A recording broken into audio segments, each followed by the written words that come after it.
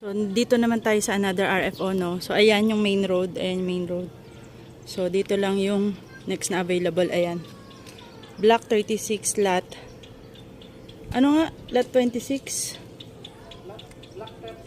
Lot 26. Ito, ayan tumbok. Kumbaga, ayan yung daan. Ayan yung daan. So, yung tumbok na bahay, katabi niya, ayan yung available. So, ayan o. Nakarap sa main road. Tapos, ayan. Ayun lang. Ayun o. Palabas na. Okay, so magandang location din to.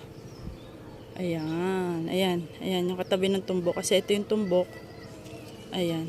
Diba? So, ikot ako para makita nila.